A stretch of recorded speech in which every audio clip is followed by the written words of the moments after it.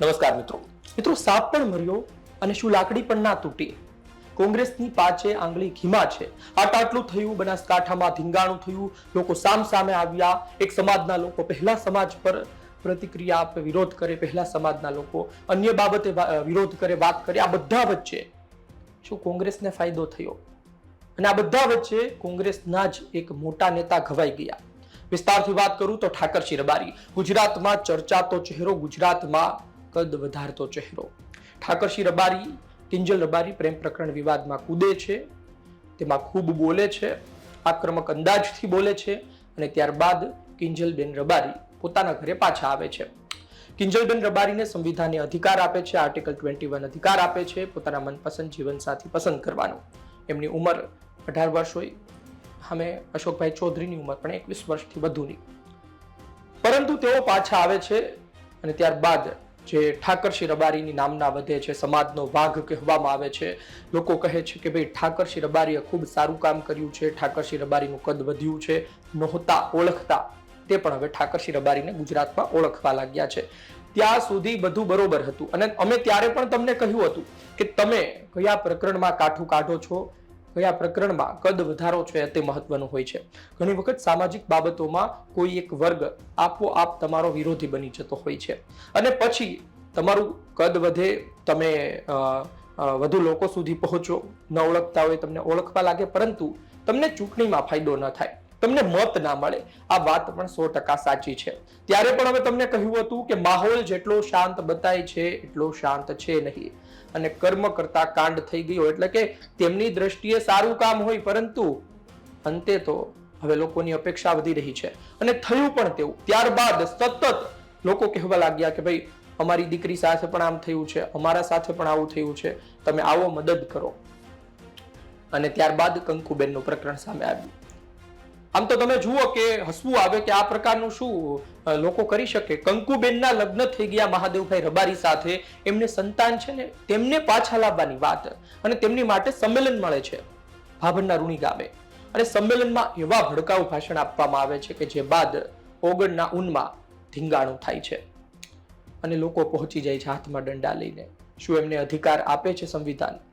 અને તંત્ર ત્યાં સુધી શું કરી રહ્યું હતું? ત્યારબાદ આપણે કહ્યું હતું કે હવે સરકારે તમાશો જોવાનું બંધ કરવું પડશે, કાર્યવાહી કરવી પડશે, નહીતર તો આ મામલો વધુ ને વધુ મોટો થતો જશે.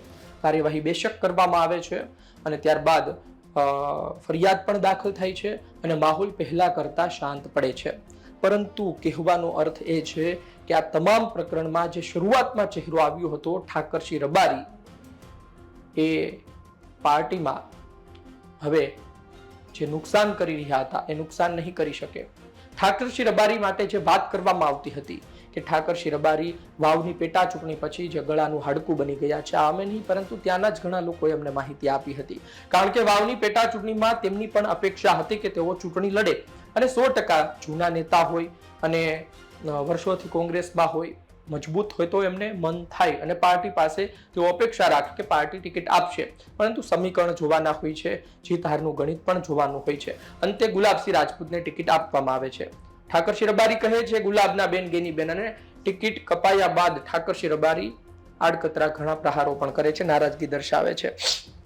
તેનું નુકસાન પણ કોંગ્રેસને થયું અને કોંગ્રેસના લોકોમાં એ સમયથી વાત શરૂ થઈ ગઈ હતી કે ઠાકરસિંહ રબારી હવે શું કોંગ્રેસમાં રહેશે? અને ઠાકરસિંહ રબારી ખરા અર્થમાં એ ઘટના પછી કોંગ્રેસની અંદર ભગોવાઈ રહ્યા હતા.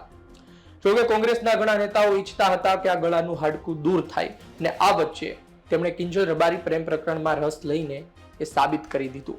કારણ કે તેમને સફળતા મળી, પરંતુ તેઓ એક વર્ગના વિરોધી માણસ ચિતરાઈ ગયા છે અને તેમને હજુ ચિતરવામાં આવી રહ્યા છે.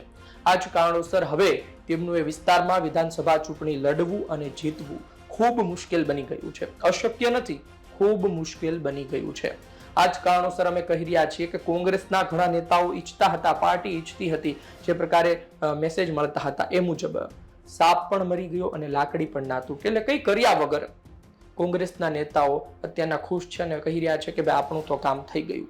બીજી વાત એ છે કે સામાજિક માહોલ બગડી ગયો છે. રબારી સમાજ છે ભારતીય જનતા પાર્ટી તરફ જઈ રહ્યો હતો, પશુપાલક તરીકે ભાજપ તેને આવકારી રહી હતી, ખેંચી રહી હતી. આ પ્રકરણ પછી જો ચૌધરી સમાજ ભાજપ તરફ રહે તો પછી રબારી સમાજ એમની તરફ જાય કે ન જાય એ આજની તારીખે સવાલનો વિષય છે.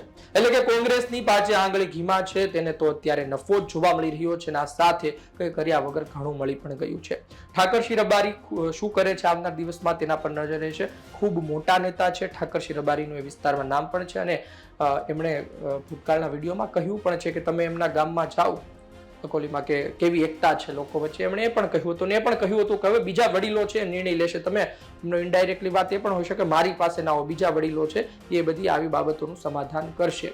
પરંતુ સવાલ તો એ પણ થાય કે ઠાકરસિંહ રબારી પાછળ લોકો પડી ગયા તો ભાજપના ચૌધરી સમાજના એ નેતાઓનું શું કે જેઓ પણ ખૂબ એક્ટિવ હતા તેમણે પણ નિવેદન આપ્યા અને આ ભડકાઉ ભાષણ કરીને જે ગયા છે તેમની સામે પણ શું ખરા અર્થમાં મોટી કાર્યવાહી થશે અને ભાજપના ચૌધરી સમાજથી આવતા નેતાઓ મૂંઝાઈ રહ્યા છે કે હવે શું કરવું. શું કાયદાની દ્રષ્ટિએ ચાલશે તો ફાયદો થશે કે પછી આમાં રસ લઈએ તો ફાયદો થશે, એ વિચારવામાં ઘણો સમય પસાર થઈ ચૂક્યો છે.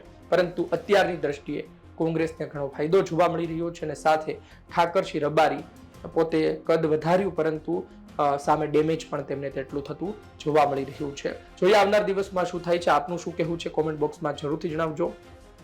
આપ શું વિચારો છો?